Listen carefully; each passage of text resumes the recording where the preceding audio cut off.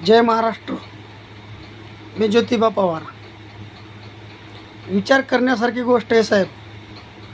10-10 लाख रुपये खर्च करीत राहू लोक शेतामध्ये. लोकांसाठी ना, त्यांना किती लागते हो?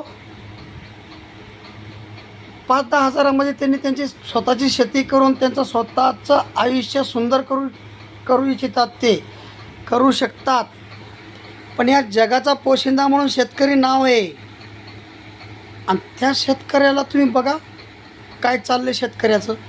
कांदा जाळून टाकायला लागतोय शेतामध्ये.